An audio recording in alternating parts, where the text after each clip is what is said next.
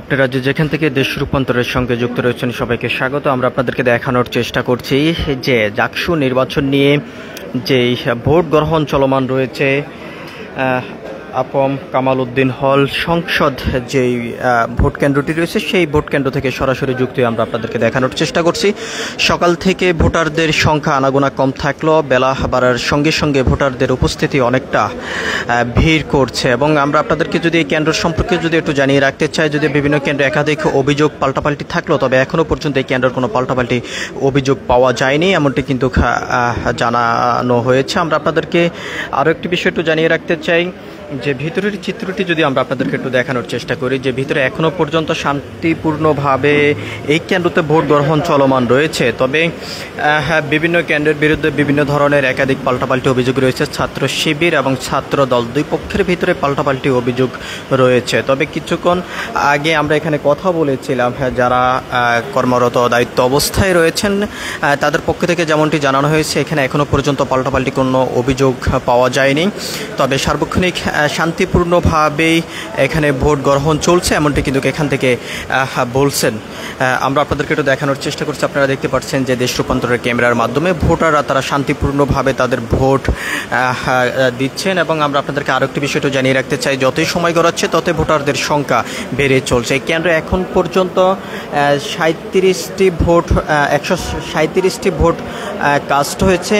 মোট ভোটার সংখ্যা 333, এমনটি এখান থেকে জানানো হয়েছে। আমরা আপনাদেরকে একটু দেখানোর চেষ্টা করছি। আপনারা দেখতে পাচ্ছেন যে ভোটাররা তাদের ভোট তারা দিচ্ছেন, এমনটি আপনারা দেখছেন ক্যামেরার মাধ্যমে। আমরা আপনাদেরকে আরও একটি বিষয় একটু জানিয়ে রাখতে চাই যে শান্তিপূর্ণভাবে ভোট গ্রহণের জন্য নির্বাচন কমিশন সিদ্ধান্ত নিয়েছেন। আমরা এখানে কথা বলবো যে ভোট দিয়েছেন এমন একজন ভোটারের সঙ্গে।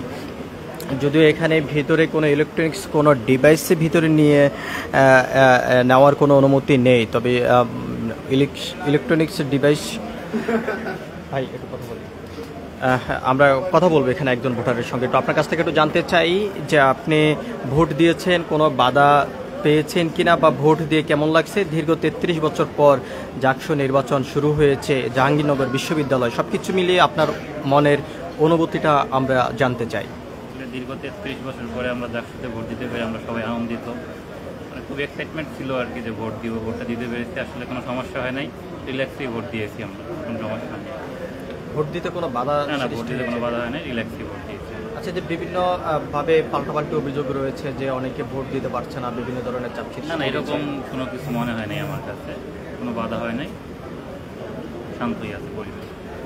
আমরা কথা বলছিলাম এখানে একজন ভোটারের সঙ্গে, তিনি যেমনটি বলেছেন এখনও পর্যন্ত শান্তিপূর্ণভাবে ভোট কেন্দ্রে ভোট গ্রহণ চলমান রয়েছে, তবে বিকাল 5টা পর্যন্ত ভোট চলমান থাকবে, এমনটি কিন্তু এখান থেকে জানানো হয়েছে। তবে ভোটের শেষ সময় পর্যন্ত শান্তিপূর্ণভাবে ভোট গ্রহণ করার সম্ভাবনা রয়েছে এই কেন্দ্র থেকে, এমনটি কিন্তু এখান থেকে বলেছেন। আমরা আপনাদেরকে দেখানোর চেষ্টা করছি যে আমরা আপনাদেরকে আরেকটি বিষয় একটু জানিয়ে রাখতে চাই যে ফল কেন্দ্র ভাবে কিন্তু ভোট গ্রহণ চলমান রয়েছে, তবে এখনো পর্যন্ত কোনো ধরনের অনাকাঙ্ক্ষিত ঘটনা এখানে ঘটেনি। আমরা আপনাদেরকে আরেকটি বিষয়টা জানিয়ে রাখতে চাই যে যত সময় গড়াচ্ছে তত ভোটারদের সংখ্যা উপস্থিতি বেড়ে চলছে। সকাল থেকে ভোটারদের উপস্থিতি কম থাকলেও তবে এখন ভোটারদের সংখ্যা উপস্থিতি অনেকটা বেশি। আমরা আপনাদেরকে দেখানোর চেষ্টা করছি শান্তিপূর্ণভাবে ভোট গ্রহণ চলমান রয়েছে, তবে বিকাল 5টা পর্যন্ত এ ভোট চলমান থাকবে বলে জানিয়েছেন। তবে আমরা আপনাদেরকে আরও একটি বিষয় একটু জানিয়ে রাখতে চাই যে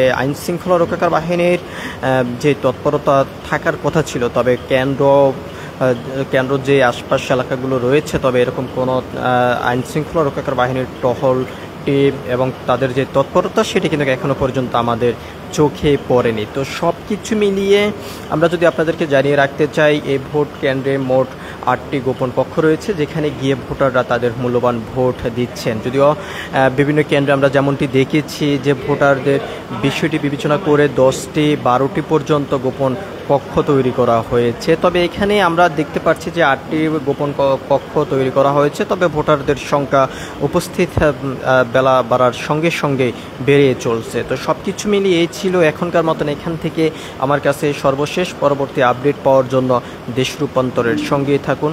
ধন্যবাদ সবাইকে।